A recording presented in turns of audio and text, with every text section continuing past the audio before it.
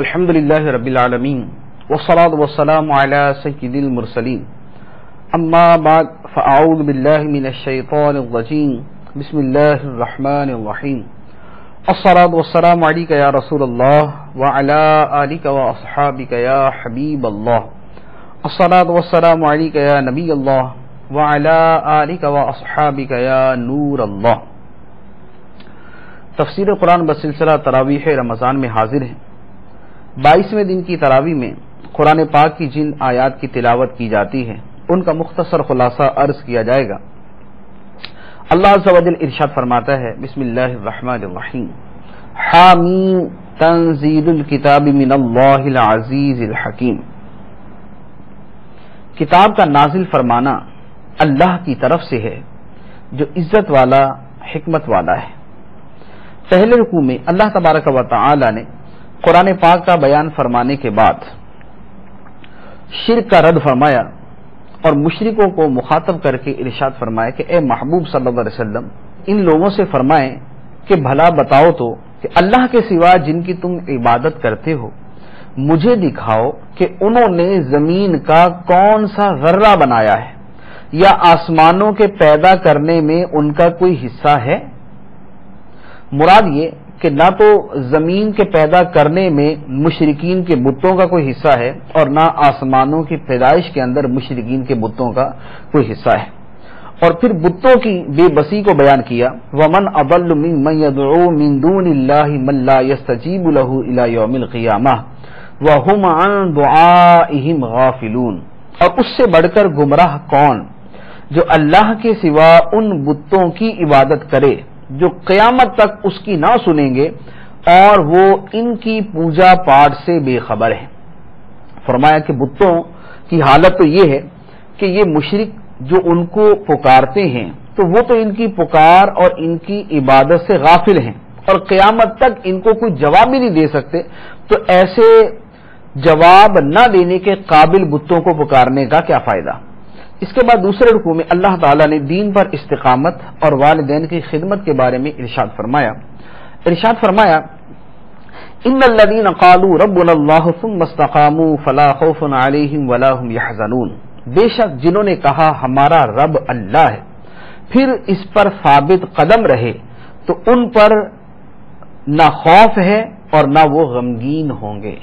جنہوں نے کہا کہ ہمارا رب اللہ ہے یعنی اللہ پر ایمان لائے، ثم استقاموا پھر وہ ہر حال میں ثابت قدم رہے، کسی طرح کی کوئی تکلیف، کوئی لالچ، کوئی مفاد، کوئی دنیاوی منفعت، کسی بھی طرح کی کوئی شے انہیں دین حق سے نہ ہٹا سکی، جیسے صحابہ کرام کے ساتھ ہوا کہ صحابہ کرام نے اسلام قبول کیا، اس کے بعد بے پناہ تکالیف انہیں پہنچائی گئی مگر کسی بھی حال میں دین پر استقامت کو انہوں نے ترک نہ کیا۔ تو فرمایا کہ جو اس طرح استقامت والے ہیں، ایمان کے بعد ثابت قدم رہتے ہیں، استقامت انہیں نصیب ہوتی ہے، فرمایا ان پر قیامت کے دن نہ کوئی خوف ہوگا اور نہ وہ غمگین ہوں گے۔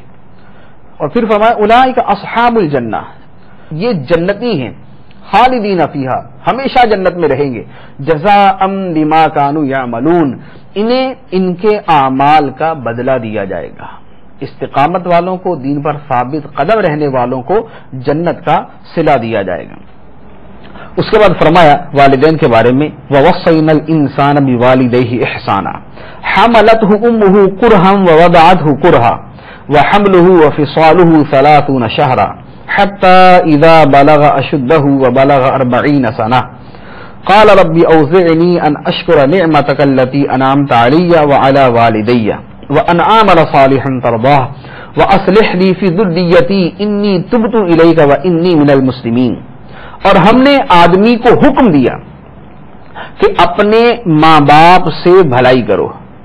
اس کی ماں نے اسے پیٹ میں تکلیف سے رکھا اور تکلیف سے اس کو جنا، اور اس کے حمل اور اس کے دودھ چھڑانے کی مدت 30 مہینے ہے، یہاں تک کہ جب وہ اپنی کامل قوت کی عمر کو پہنچا اور 40 سال کا ہو گیا تو اس نے عرض کیا، اے میرے رب مجھے توفیق دے کہ میں تیری نعمت کا شکر ادا کروں جو تو نے مجھ پر اور میرے ماں باپ پر فرمائی ہے، اور میں وہ کام کروں جس سے تو راضی ہو جائے، اور میرے لیے میری اولاد میں نیکی رکھ، میں نے تیری طرف رجوع کیا اور میں مسلمانوں سے ہوں۔ فرمایا کہ ہم نے والدین کو تاکید کی، والدین کے بارے میں آدمی کو حکم دیا کہ اپنے ماں باپ سے بھلائی کرو، اور پھر والدہ کا مقام، ماں کا مقام بطور خاص بیان فرمایا کہ ماں کا مقام و مرتبہ زیادہ ہے، اس کی خدمت کی زیادہ حاجت ہے۔ حملتہ امہ کرہا ووضعتہ کرہا، کہ اس کی ماں نے اسے پیٹ میں تکلیف سے رکھا اور تکلیف سے اس کو جنا، تو چونکہ ماں اس راہ میں مشقتیں زیادہ اٹھاتی ہے، اس لیے اس کا حق بھی شریعت نے زیادہ رکھا۔ اس کے بعد پھر جو والدین کی خدمت کرنے والے ہیں، جو والدین سے حسن سلوک کرنے والے، ان کے ساتھ احسان کرنے والے، اپنے لیے اور ان کے لیے دعا مانگنے والے ہیں اور نیکی کی راہ پر چلنے والے ہیں، اللہ تبارک و تعالیٰ فرماتا ہے اولئک الذین نتقبل عنہم احسن ما عملوا ونتجاوز عن سیئاتہم فی اصحاب الجنہ وعد الصدق الذی کانوا یوعدون، یہی وہ لوگ ہیں جن کے اچھے اعمال ہم قبول فرمائیں گے، جن کے اچھے اعمال ہم قبول فرمائیں گے اور ان کی خطاؤں سے درگزر کریں گے، یہ لوگ جنت والوں میں شامل ہوں گے، یہ سچا وعدہ ہے جو ان سے کیا جاتا تھا۔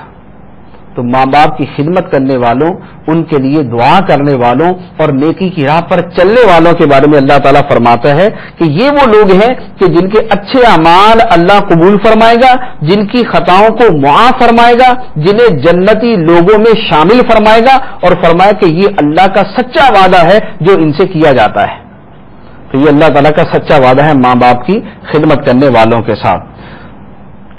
اس کے بعد پھر مزید اسی اگلی آیات کے اندر بھی والدین کے بارے میں ہی ارشاد فرمایا، اور اسی سے مفہوماً یہ نکلتا ہے کہ اس میں بھی یہی فرمایا کہ والدین کو اف تک نہ کہو۔ پہلے 15 پارے میں گزرا، وہاں صراحت کے ساتھ فرمایا گیا، یہاں ایک اور انداز میں فرمایا گیا کہ وہ لوگ بدبخت ہیں کہ جو اپنے ماں باپ کی خدمت کرنے کی بجائے ان سے اکتا جاتے ہیں، ان سے بیزار ہو جاتے ہیں اور ان کے ساتھ برا سلوک کرتے ہیں۔ اس کے بعد تیسرے رکوع میں اللہ تعالیٰ نے قوم عاد کا بیان کیا اور قوم عاد پر جو عذاب آیا اس کی کیفیت بیان کی۔ قوم عاد پر عذاب اس طرح آیا کہ ہر طرف سے بادل آ گئے، قوم بڑی خوش ہوئی کہ بادل آگے، بارش ہوگی، خوشحالی ہوگی، ہریالی ہوگی، ہر طرف موسم اچھا ہو جائے گا۔ تو اللہ تبارک و تعالیٰ اسی کا منظر بیان فرماتا ہے فَلَمَّا رَأَوْهُ عَارِضًا مُسْتَقْبِلَ أَوْدِيَتِهِمْ، پھر جب انہوں نے بادل کی طرح آسمان کے کنارے میں پھیلا ہوا اپنی وادیوں کی طرف آتا ہوا عذاب دیکھا، یعنی جو بادلوں کی شکل میں تھا، آسمانوں کے کناروں پر پھیلا ہوا تھا اور وہ بادل ان کی وادیوں اور بستیوں کی طرف آ رہے تھے، قالوا ھذا عارض ممطرنا، تو کہنے لگے یہ ہمیں بارش دینے والا بادل ہے۔ وہ کفار کہنے لگے ھذا عارض ممطرنا، یہ ہمیں بارش دینے والا بادل ہے۔ بل ہوا مستعجلتم بہ ریح فیہا عذاب علیم، تو فرمایا گیا کہ ایسا نہیں ہے، بلکہ یہ تو وہ عذاب ہے جس کی تم جلدی مچا رہے تھے، یہ ایک آندھی ہے جس میں دردناک عذاب ہے۔ تدمر كل شيء بأمر ربها فأصبحوا لا يرى إلا مساكنهم كذلك نجزي القوم المجرمين، یہ آندھی اپنے رب کے حکم سے ہر چیز کو تباہ کر دیتی ہے، تو صبح کو ان کی ایسی حالت تھی کہ ان کے مکان خالی نظر آ رہے تھے، ہم مجرموں کو ایسی ہی سزا دیتے ہیں۔ تو فرما دیا کہ وہ بادل کہ جسے وہ اپنے لیے رحمت کی علامت سمجھ رہے تھے، وہ رحمت کی علامت نہ تھا، بلکہ ان کے کفر اور بدعمالیوں کی وجہ سے عذاب بن کر وہ بادل آیا ہوا تھا۔ اسی لیے سرکار دو عالم صلی اللہ تعالی علیہ وآلہ وسلم کا طریقہ کار یہ تھا کہ جب آپ بادل کو دیکھتے تو آپ پریشان ہو جاتے، ہماری تعلیم کے لیے آپ پریشان ہو جاتے اور بار بار بے قراری کا اظہار فرماتے اور اللہ تعالیٰ کی بارگاہ میں عذاب سے پناہ مانگتے تھے۔ تو بادل جب نظر آ رہے ہوں تو اس وقت سنت یہ ہے کہ اللہ تعالیٰ کے عذاب سے پناہ مانگی جائے، اور اللہ تعالیٰ کی بارگاہ میں عرض کی جائے کہ اے اللہ ان بادلوں کو رحمت والا بنانا، ان کو عذاب والا نہ بنانا، ورنہ یہی بادل اور یہی بارش ہماری آنکھوں کے سامنے ہم دیکھتے ہیں کہ کبھی تو یہی بارش رحمت کا سبب ہوتی ہے اور کبھی یہی بادل تباہی مچانے والے ہوتے ہیں۔ تو وہ جو تباہی مچانے کی صورتیں ہیں ان سے اللہ تعالیٰ کی پناہ مانگنی چاہیے کہ کہیں یہ اللہ کا عذاب نہ ہو۔ اس کے بعد چوتھے رکوع میں اللہ تعالیٰ نے سرکار دو عالم صلی اللہ تعالی علیہ وآلہ وسلم کی بارگاہ میں جنوں کی حاضری کا بیان فرمایا، ارشاد فرمایا وَإِذْ صَرَفْنَا إِلَيْكَ نَفَرًا مِنَ الْجِنِّ يَسْتَمِعُونَ الْقُرْآنَ فَلَمَّا حَضَرُوهُ قَالُوا أَنصِتُوا فَلَمَّا قُضِيَ وَلَّوْا إِلَىٰ قَوْمِهِمْ مُنذِرِينَ۔ اور اے محبوب یاد کرو جب ہم نے تمہاری طرف جنوں کی ایک جماعت پھیری جو کان لگا کر قرآن سنتی تھی، پھر جب وہ نبی کی بارگاہ میں حاضر ہوئے تو آپس میں کہنے لگے خاموش رہو اور سنو، پھر جب تلاوت ختم ہو گئی تو وہ جن اپنی قوم کی طرف انہیں اللہ کے عذاب سے ڈراتے ہوئے پلٹ گئے۔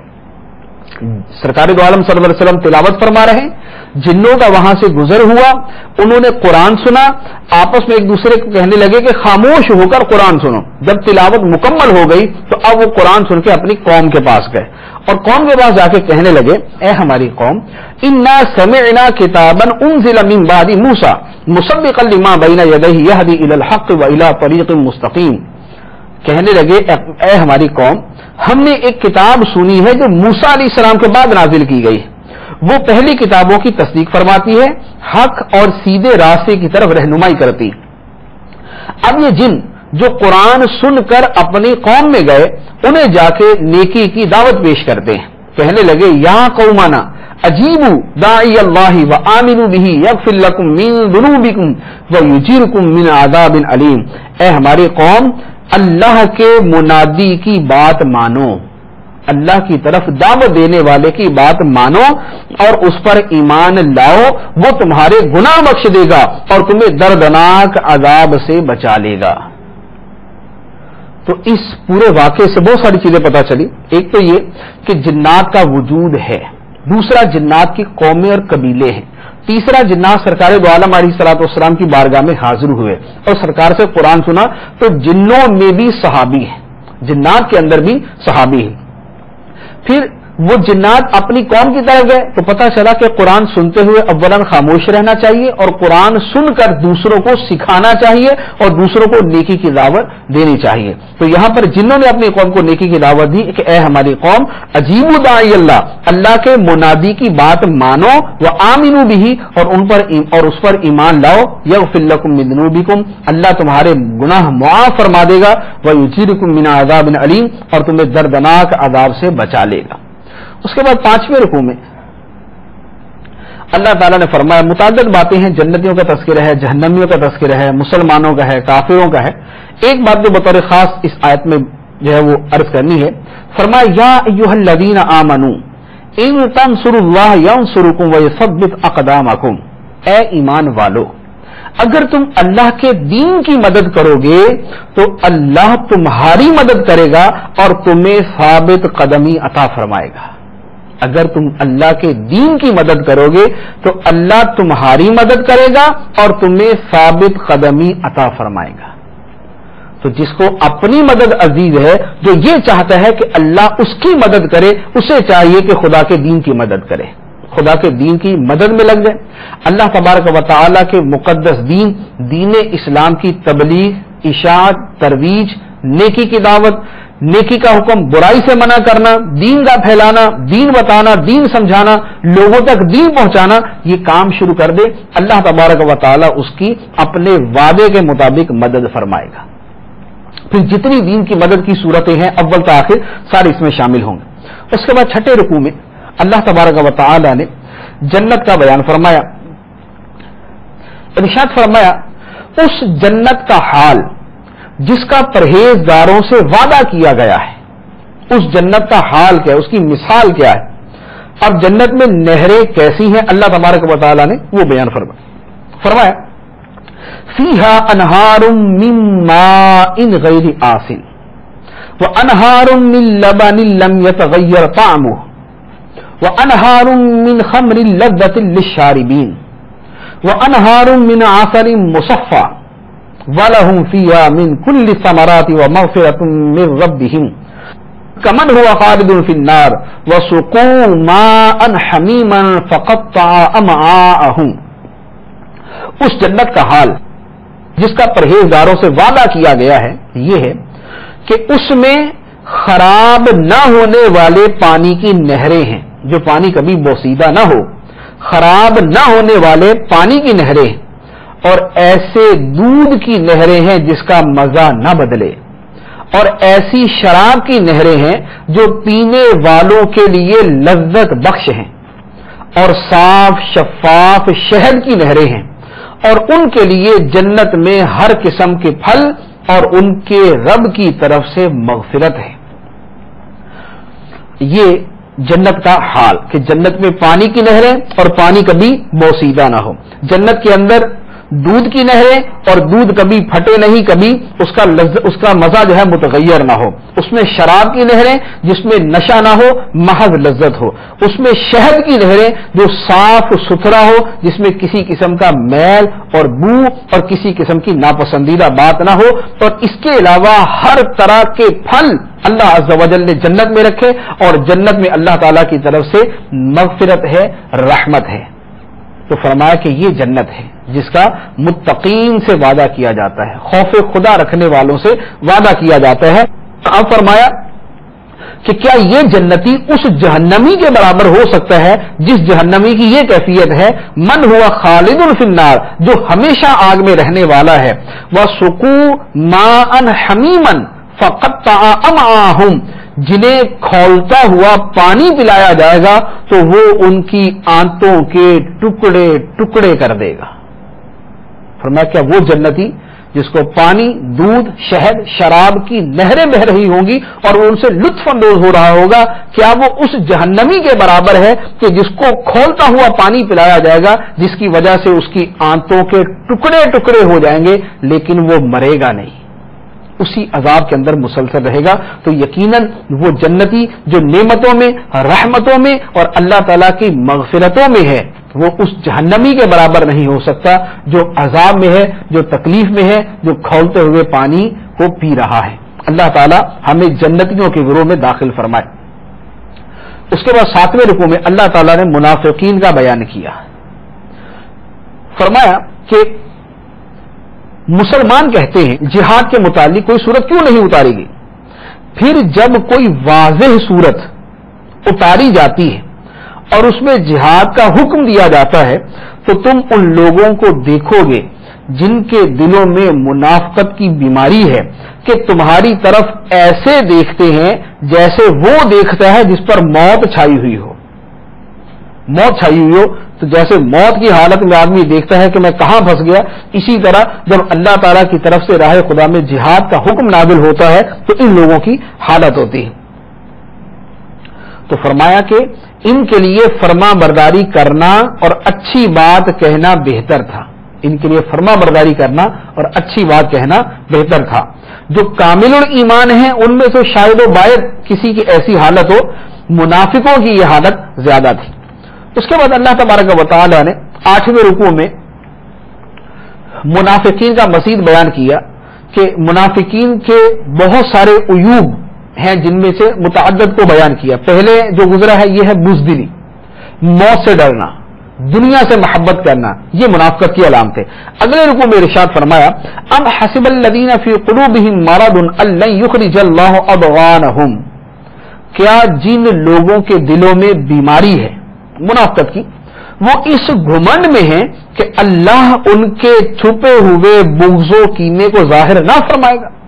جو مسلمانوں کے ساتھ اور جو نبی پاک صلی اللہ علیہ وسلم کے ساتھ ان منافقوں کو بغض اور کینہ ہے کیا اللہ تعالیٰ سے ظاہر نہیں فرمائے گا؟ فرمایا ایسا نہیں، ہم ضرور یہ ساری چیزیں ظاہر کریں گے. تو منافق ہے وہ شخص جس کے دل میں نبی پاک صلی اللہ تعالی علیہ وسلم کی صحیح محبت نہیں بلکہ بغض و کینہ چھپا ہوا. وہ خود جانتا ہے یا نہیں جانتا، اس کی بول سے، اس کی زبان سے، اس کی باتوں سے پتہ چل جائے گا کہ اس کے دل میں نبی کی محبت ہے یا بغض و کینہ بھرا ہوا. پھر اس کے بعد اللہ تعالیٰ نے دنیا کی حقیقت بیان فرمائی اور دنیا کے بارے میں سمجھایا. ارشاد فرمایا انما الحیات الدنیا لعب ولہو وَإِن تُؤْمِنُوا وَتَتَّقُوا يُؤْتِكُمْ أُجُورَكُمْ وَلَا يَسْأَلْكُمْ أَمْوَالَكُمْ کہ دنیا کی زندگی تو یہی کھیل کود ہے، اور اگر تم ایمان لاؤ اور پرہیزگاری کرو تو وہ تمہیں تمہارے ثواب عطا فرمائے گا اور کچھ تم سے تمہارے مال نہ مانگے گا. اللہ تم سے تمہارے مال اپنے لیے نہیں مانگے گا، تمہارے مال تمہارے ہی مسلمان بھائیوں کے لیے مانگے گا. اور دنیا کی زندگی فرمایا یہ تو کھیل کود ہے. اگر اللہ تم سے تمہارے مال طلب کرے اور زیادہ طلب کرے تو تم بخل کرو گے، اور وہ بخل تمہارے دلوں کے بغض کو ظاہر کر دے گا. پھر فرمایا کہ یہ جو بخل کرنے والے ہیں یہ اپنے بخل کو اپنے لیے اچھا نہ سمجھے. ہاں انتم ہؤلاء تدعون لتنفقوا فی سبیل اللہ فمنکم من یبخل ومن یبخل فانما یبخل عن نفسه واللہ الغنی وانتم الفقراء وان تتولوا یستبدل قوما غیرکم ثم لا یکونوا امثالکم. فرمایا کہ ہاں یہ جو تم لوگ ہو تم بلائے جاتے ہو تاکہ تم اللہ کی راہ میں خرچ کرو، تو تم میں کوئی بخل کرتا ہے، اور جو بخل کرے وہ اپنی ہی جان سے بخل کرتا ہے، اور اللہ بے نیاز ہے اور تم سب محتاج ہو. تو تم سے اللہ تبارک و تعالی تمہارے مال اپنے مسلمان بھائیوں پر خرچ کرنے کے لیے فرماتا ہے، تو معاذ اللہ خدا کو اس کی حاجت نہیں. واللہ الغنی، اللہ بے نیاز ہے. وانتم الفقراء، تم محتاج ہو، کہ تم مال کے بھی محتاج اور مال خرچ کر کے اللہ تعالیٰ کی مغفرت اور رحمت کے بھی محتاج ہو. فرمایا ان تتولوا، اور اگر تم منہ پھیرو گے اللہ کی اطاعت سے، اللہ کے حکم سے منہ پھیرو گے، یستبدل قوما غیرکم، تو وہ تمہارے سوا اور لوگ بدل دے گا. ثم لا یکونوا امثالکم، پھر وہ تم جیسے نہ ہوں گے. اللہ تعالیٰ تمہیں بدل دے گا. اگر تم اللہ کی اطاعت نہ کرو گے تو اللہ تعالیٰ تم کو ہٹا دے گا، تمہاری جگہ اور لوگوں کو لے آئے گا اور وہ تمہارے جیسے نہ ہوں گے. تو اگر کوئی شخص حکم خدا پہ عمل نہیں کرتا یا دین کی خدمت نہیں کرتا تو اللہ تعالیٰ کو اس کی کوئی حاجت نہیں. اللہ تعالیٰ ان لوگوں کو بدل دے گا، ان کی جگہ دوسروں کو لے آئے گا جو ان پہلے جیسے نہ ہوں گے بلکہ اللہ تعالیٰ کے احکامات کے پابند ہوں گے. اس کے بعد 90 رکوع میں پہلی آیت میں اللہ تعالیٰ نے فتح مکہ کی بشارت دی. فرمایا انا فتحنا لک فتحا مبینا، بے شک ہم نے تمہارے لیے روشن فتح کا فیصلہ فرما دیا. روشن فتح مکہ مکرمہ کی فتح، کہ مکہ مکرمہ فتح ہوگا اور مسلمان وہاں پر خدمات سر انجام دیں گے. اس کے بعد سرکار دو عالم صلی اللہ علیہ وسلم کی عظمت و شان بیان فرمائی. فرمایا انا ارسلناک شاہدا و مبشرا و نذیرا، بے شک اے نبی ہم نے تمہیں حاضر و ناظر اور خوشخبری دینے والا اور ڈر سنانے والا بنا کر بھیجا. اب نبی پاک صلی اللہ علیہ وسلم تو ان شانوں کے ساتھ تشریف لے آئے. اب مومنوں کو کیا حکم ہے؟ ارشاد فرمایا لِتُؤْمِنُوا بِاللَّهِ وَرَسُولِهِ وَتُعَزِّرُوهُ وَتُوَقِّرُوهُ وَتُسَبِّحُوهُ بُكْرَةً وَأَصِيلًا، تاکہ اے لوگوں تم اللہ اور اللہ کے رسول پر ایمان لاؤ اور رسول کی تعظیم و توقیر کرو اور صبح و شام اللہ کی پاکی بیان کرو. نبی کی تعظیم کرو اور صبح و شام اللہ کی پاکی بیان کرو. پہلے ایمان کا تذکرہ کیا، پھر نبی کی تعظیم کا تذکرہ کیا اور پھر اللہ تعالیٰ کا ذکر کرنے کا تذکرہ کیا. پتہ چلا کہ اللہ تعالیٰ کے ذکر کرنے کا مقام بعد میں ہے، نبی کی تعظیم کا مقام پہلے ہے. اگر سرکار دو عالم صلی اللہ علیہ وسلم کی تعظیم چھوڑ کر ترک کر کے خدا کا ذکر کیا جائے تو ایسا ذکر خدا کی بارگاہ میں مقبول نہیں بلکہ مردود ہے. اس کے بعد صحابہ کرام نے صلح حدیبیہ کے موقع پر سرکار دو عالم صلی اللہ تعالی علیہ وسلم سے بیعت کی تھی. سرکار دو عالم صلی اللہ علیہ وسلم کے دستے مبارک میں اپنا ہاتھ دے کر بیعت کی. اللہ تعالیٰ ارشاد فرماتا ہے اور سرکار کی کتنی بڑی عظمت اس میں بیان فرمائی گئی. فرمایا ان الذین یبایعونک انما یبایعون اللہ ید اللہ فوق ایدیہم، بے شک جو لوگ اے محبوب تمہاری بیعت کرتے ہیں وہ تو اللہ سے بیعت کرتے ہیں.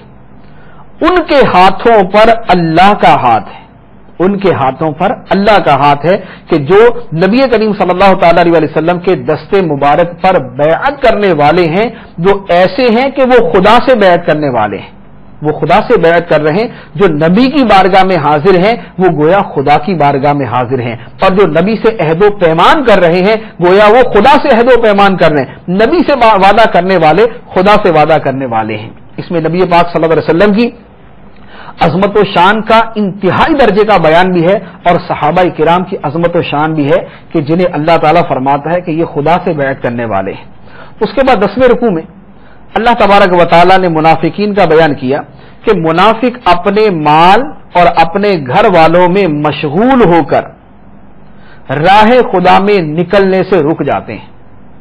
منافق اپنے مال اور اپنے گھر والوں میں مشغول رہتے ہیں اور نبی پاک صلی اللہ علیہ وسلم کے ساتھ جہاد میں جانے سے کتراتے ہیں. تو مال و دولت کی ایسی محبت کہ جو خدا سے دور کر دے, جو خدا کے احکام سے دور کر دے, یہ مسلمان کا کام نہیں, یہ منافق کا کام. اس کے بعد 11ویں رکوع میں اللہ تعالیٰ نے اسی صلح حدیبیہ والی بیعت کا تذکرہ کیا جسے بیعت رضوان کہا جاتا ہے, اور اس میں صحابہ کرام کی شان بھی ہے. فرمایا لقد رضی اللہ عن المؤمنین اذ یبایعونک تحت الشجرہ فعلم ما فی قلوبہم فانزل السکینۃ علیہم واصابہم فتحا قریبا. بے شک اللہ ایمان والوں سے راضی ہوا جب وہ حدیبیہ کے مقام پر درخت کے نیچے اے محبوب تمہاری بیعت کر رہے تھے, تو اللہ کو وہ معلوم تھا جو ان کے دلوں میں تھا, تو اللہ نے ان پر اطمینان اتارا اور انہیں جلد آنے والی فتح کا انعام دیا. صحابہ کرام کے بارے میں فرمایا کہ اللہ تعالیٰ ان مومنوں سے راضی ہے جو اے محبوب درخت کے نیچے تم سے بیعت کر رہے تھے. درخت کے نیچے کون بیعت کر رہا تھا؟ 1400 صحابہ کرام تھے جو اس درخت کے نیچے سرکار دو عالم صلی اللہ علیہ وسلم سے بیعت کر رہے تھے, جس میں سیدنا صدیق اکبر, سیدنا عمر فاروق, سیدنا علی المرتضی رضی اللہ تعالیٰ عنہ تھے, اور حضرت عثمان غنی رضی اللہ تعالیٰ عنہ کو سرکار نے خود قاصد بنا کر مکہ مکرمہ بھیجا ہوا, اور ان کو بھی سرکار نے فرمایا کہ عثمان کا ہاتھ یہ اور میرا ہاتھ یہ, یعنی حضرت عثمان کی طرف سے سرکار دو عالم صلی اللہ علیہ وسلم نے خود بیعت کی. تو گویا چاروں خلفاء اللہ تعالیٰ کی بارگاہ میں محبوب اور مرضیون ہیں کہ اللہ تعالیٰ سب کے بارے میں ارشاد فرماتا ہے کہ اللہ مومنوں سے راضی ہو گیا جب وہ اے محبوب درخت کے نیچے تم سے بیعت کر رہے تھے. تو 1400 صحابہ کرام کا تو بالتصریح اس آیت کے اندر ذکر آ گیا کہ اللہ تبارک و تعالیٰ ان سے راضی ہے. تو صحابہ کرام کا اتنا بڑا مقام و مرتبہ ہے کہ اللہ تعالیٰ ان سے رضا کی خوشخبری قرآن پاک میں بیان فرما رہا ہے. اس کے بعد 12ویں رکوع میں نبی پاک صلی اللہ علیہ وسلم کے ایک خواب کا بیان کیا. سرکار دو عالم صلی اللہ علیہ وسلم نے صحابہ کرام سے فرمایا تھا کہ میں نے خواب دیکھا ہے کہ ہم مسجد حرام شریف میں جا رہے ہیں. مراد یہ کہ ہم عمرہ کریں گے, خانہ کعبہ جائیں گے, خانہ کعبہ کی زیارت کریں گے. تو اب جب صلح حدیبیہ ہوئی, مسلمان مکہ مکرمہ نہ جا سکے, تو لوگوں کے دلوں کے اندر جو ہے وہ ایک رنج پیدا ہوا کہ سرکار دو عالم صلی اللہ علیہ وسلم نے تو ہم سے یہ بیان فرمایا تھا کہ ہم خانہ کعبہ جائیں گے, مکہ مکرمہ جائیں گے, خانہ کعبہ کا طواف کریں گے, لیکن ہمیں تو واپس آنا پڑ گیا. صلح حدیبیہ کر کے مسلمان واپس آ گئے تھے.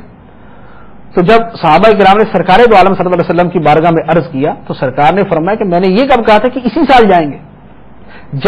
اللہ تعالیٰ نے مجھے یہ خواب دکھایا ہے, اللہ عز و جل اس خواب کو سچا فرمائے گا, ہم ضرور جائیں گے. اور الحمدللہ اس سے اگلے سال صحابہ کرام کے ساتھ نبی پاک صلی اللہ علیہ وسلم نے عمرہ ادا فرمایا. اللہ تعالیٰ اسی کے بارے میں بیان فرماتا ہے لقد صدق اللہ رسولہ الرؤیا بالحق, بے شک اللہ نے اپنے رسول کا خواب سچا کر دکھایا. وہ کیا؟ لَتَدْخُلُنَّ الْمَسْجِدَ الْحَرَامَ إِنْ شَاءَ اللَّهُ آمِنِينَ مُحَلِّقِينَ رُؤُوسَكُمْ وَمُقَصِّرِينَ, کہ تم ضرور مسجد حرام میں امن و امان سے داخل ہوگے, کچھ اپنے سروں کو منڈاتے ہوئے اور کچھ بال ترشواتے ہوئے, حلق کرواتے یا قصر کرواتے, اس کا بیان. اس کے بعد سرکار دو عالم صلی اللہ علیہ وسلم کی شان بیان فرمائی اور دین اسلام کا غلبہ بیان فرمایا. هو الذی ارسل رسولہ بالہدی ودین الحق لیظہرہ علی الدین کلہ وکفی باللہ شہیدا, وہی اللہ ہے جس نے اپنے رسول کو ہدایت اور سچے دین کے ساتھ بھیجا تاکہ اسے سب دینوں پر غالب کر دے, اور اللہ کافی گواہ ہے. دین اسلام سب دینوں پر غالب ہوگا, ہوتا چلا آیا, ہو رہا ہے اور ہوگا, اور انشاءاللہ عز و جل دین اسلام ہی سارے دینوں پر غالب ہوگا. اپنے دلائل کے اعتبار سے تو قطعی طور پر پہلے دن سے ہے, لیکن ظاہری دنیاوی غلبے کے اعتبار سے بھی دین اسلام ساری دنیا کے دینوں پر غالب آئے گا۔ اس کے بعد سرکار دو عالم صلی اللہ علیہ وآلہ وسلم کی شان اور صحابہ کرام کی شان بیان فرمائی۔ ارشاد فرمایا محمد الرسول اللہ، محمد اللہ کے رسول ہیں۔ والذین معه اشداء علی الکفار رحماء بینہم تراہم رکعا سجدا یبتغون فضلا من اللہ ورضوانا، اور ان کے ساتھ والے یعنی سرکار دو عالم صلی اللہ علیہ وسلم کے ساتھ والے صحابہ کرام کافروں پر سخت، آپس میں نرم دل ہیں، تو انہیں رکوع کرتے ہوئے سجدے کرتے ہوئے دیکھے گا، اللہ کا فضل و رضا چاہتے ہوئے۔ ان کی علامت ان کے چہروں میں سجدوں کے نشان سے ہے، یہ ان کی صفت تورات اور انجیل میں ہے، اور یہی انجیل میں ہے۔ اور ان کی صفت ایسے ہے جیسے ایک کھیتی ہو جس نے اپنی باریک سی کومپل نکالی، پھر اسے طاقت دی، پھر وہ موٹی ہو گئی، پھر اپنے تنے پر سیدھی کھڑی ہو گئی، کسانوں کو اچھی لگتی ہے۔ اللہ نے مسلمانوں کی یہ شان اس لیے بڑھائی تاکہ ان سے کافروں کے دل جلیں۔ اللہ نے ان میں سے ایمان والوں اور اچھے کام کرنے والوں سے بخشش اور بڑے ثواب کا وعدہ فرمایا۔ یہاں پر فرمایا کہ صحابہ کرام کی شان اور کامل ایمان والوں کی شان یہ ہے، نمبر 1 کافروں پہ سخت، نمبر 2 مسلمانوں پہ نرم دل، نمبر 3 رکوع کرتے ہوئے سجدے کرتے ہوئے دیکھے گا، اللہ کا فضل اور اس کی رضا تلاش کرتے ہوئے دیکھے گا، ان کے چہروں کے اوپر سجدوں کے نشانات ہوں گے کہ جو ان کے چہروں کے آثار سے نمایاں ہوں گے۔ اور پھر فرمایا کہ ان کی یہ شان، صحابہ کی یہ شان تورات میں بھی ہے اور صحابہ کی اس شان کا بیان انجیل کے اندر بھی ہے۔ پھر فرمایا کہ اللہ تعالیٰ جو ان صحابہ کو ترقی دے رہا ہے تو یہ اس لیے ہے تاکہ ان سے کفار کے دل جلے۔ تو مفسرین نے اسی میں فرمایا کہ صحابہ کرام سے جس کا دل جلتا ہے قرآن پاک کی روح سے، یہ کفار کی صفات والا ہے کہ صحابہ کرام سے اس کا دل جلتا ہے۔ تو اللہ تبارک و تعالیٰ نے صحابہ کرام کی شان اور ان کے ساتھ مغفرت اور اجر عظیم کا وعدہ فرمایا۔ اس کے بعد 13ویں رکوع میں سورہ حجرات شروع ہوتی ہے، اس میں سرکار دو عالم صلی اللہ علیہ وسلم کی تعظیم کا بیان ہے۔ فرمایا اے ایمان والو، اللہ اور اللہ کے رسول سے آگے نہ بڑھو، اللہ سے ڈرو، بے شک اللہ سننے والا جاننے والا۔ اے ایمان والو، اپنی آوازیں نبی کی آواز پر اونچی نہ کرو اور حضور کی بارگاہ میں بلند آواز سے کوئی بات نہ کرو، جیسے ایک دوسرے کے سامنے بلند آواز سے بات کرتے ہو، کہیں تمہارے اعمال برباد نہ ہو جائیں اور تمہیں خبر بھی نہ ہو۔ نبی کی بارگاہ میں آواز بلند نہ کرو۔ پھر فرمایا بے شک وہ لوگ جو اللہ کے رسول کے پاس اپنی آوازیں نیچی رکھتے ہیں، یہی وہ لوگ ہیں جن کے دلوں کو اللہ نے پرہیزگاری کے لیے پرکھ لیا ہے، ان کے لیے بخشش اور بڑا ثواب ہے۔ بے شک جو لوگ اے محبوب تمہیں حجروں کے باہر سے پکارتے ہیں بڑے بیوقوف ہیں، ان میں اکثر کو عقل نہیں۔ اگر وہ صبر کرتے یہاں تک کہ تم خود ان کے پاس تشریف لے آتے تو یہ ان کے لیے بہتر تھا، اور اللہ بخشنے والا مہربان ہے۔ یہ سرکار دو عالم صلی اللہ علیہ وسلم کے گھر کے آداب بیان کیے۔ حضور کی بارگاہ میں جاؤ، بات یوں کرو، بولو اتنی آواز سے، دروازہ نہ کھٹکھٹاؤ، باہر کھڑے ہو کے انتظار کرو، حضور خود تمہارے پاس تشریف لے آئیں، یہ تمہارے لیے بہتر ہے۔ باہر سے یا محمد یا رسول کہہ کے آوازیں نہ دو، انتظار کرو۔ سرکار دو عالم صلی اللہ علیہ وسلم خود اپنی مرضی سے، اپنی خوشی سے، اپنے ارادے سے خود باہر تشریف لے آئیں، یہ تمہارے حق میں بہتر ہے۔ اللہ تبارک و تعالیٰ نے بارگاہ نبوی کا ایک ایک ادب بیان فرمایا۔ اس کے بعد ارشاد فرمایا کہ اے ایمان والو، اگر تمہارے پاس کوئی فاسق خبر لائے تو تحقیق کر لیا کرو، کہیں کسی قوم کو انجانے میں تکلیف نہ دے بیٹھو، پھر اپنے کیے پر شرمندہ ہونا پڑے۔ یعنی یہ نہیں ہے کہ مجھے کسی نے آ کے بتایا تو اب آگے جا کے جو نا اس کو بیان کر دیا یا آگے جا کے کسی حساب لینا شروع کر دیا۔ فرمایا کہ تمہارے پاس کوئی خبر آئے تو تحقیق کرو۔ ہمارے ہاں لڑائیوں کی بنیادی وجہ یہ ہوتی ہے خاندانوں میں، دوستوں میں، کہ ایک نے آ کے چغلی کی، اب یہ اس کی بات پر اعتماد کر کے بیٹھ گیا اور اس کے بارے میں کینہ بغض اپنے دل میں رکھ کے بیٹھ گیا۔ تو فرمایا کہ یہ طریقہ کار نہیں، جب تو خبر آئے پہلے تحقیق کرو، یہ نہ ہو کہ بغیر تحقیق کے تم آگے جا کے لڑ پڑو، سارا کچھ کر دو، اس کے بعد پتہ چلے خبر ہی جھوٹی تھی، پھر تمہیں شرمندہ ہونا پڑے۔ یہ وہ اصول ہے جو ایک گھر سے شروع ہو کر عالمی سطح تک کے ہر کام کے اندر کار فرمائے۔ یہ نہیں ہے کہ جھوٹی خبریں پھیلا کے ملک تباہ کر دو اور اس کے بعد بولو کہ غلطی ہو گئی۔ فرمایا یہ طریقہ کار نہیں ہے، بلکہ خبر آئے حقیقتاً اس کی تحقیق کرو اور اس کے بعد کوئی قدم اٹھاؤ۔ اس کے بعد اخلاقی تعلیمات ارشاد فرمائی، ایک دوسرے کا مذاق نہ اڑاؤ، ہو سکتا ہے جس کا تم مذاق اڑا رہے وہ تم سے بہتر ہو، ایک دوسرے کا مذاق نہ اڑاؤ. ہو سکتا ہے جس کا مذاق اڑا رہے ہو وہ تم سے بہتر ہو. مرد کا مذاق نہ اڑائے, عورت کا مذاق نہ اڑائے. ایک دوسرے کو تانا نہ دو, ایک دوسرے سے الٹے سیدھے نام نہ رکھو. کسی کا نام کچھ رکھ دیا, اس کے نام کو بگاڑے کوئی نام رکھ دیا. فرمایا ایک دوسرے سے الٹے سیدھے نام نہ رکھو. اس کے بعد فرمایا کہ بدگمانیوں سے بچو, ایک دوسرے کے عیب تلاش نہ کرو, غیبت نہ کرو. غیبت تو ایسا ہے جیسے مردہ بھائی کا گوشت کھانا. پھر فرمایا کہ ہم نے تمہارے جو کنبے قبیلے بنائے یہ تو اس لیے کہ پہچان ہو, یہ سید ہے, یہ پٹھان ہے, یہ مغل ہے, یہ کچھ ہے, یہ فلاں ہے, یہ فلاں ہے. یہ پہچان جو ہے, یہ پہچان تو اس لیے ہے کہ تم ایک دوسرے کو دنیا کے اعتبار سے پہچان لو. اللہ کی بارگاہ کے اندر یہ نہیں ہے کہ اللہ کی بارگاہ میں ایک جو برادری والا ہے وہ دوسری برادری والے سے افضل ہے. فرمایا اللہ کی بارگاہ میں ایک پیمانہ ہے, ان اکرمکم عند اللہ اتقاکم, بے شک اللہ کے نزدیک تم میں زیادہ عزت والا وہ ہے جو زیادہ پرہیزگار ہے, جس میں تقوی زیادہ, خوف خدا زیادہ, جو نیک زیادہ, جو پرہیزگار زیادہ ہے, اللہ کی بارگاہ میں مرتبہ اس کا زیادہ ہے. اس کے بعد 15ویں رکوع کے اندر سورہ قاف شروع ہوتی ہے.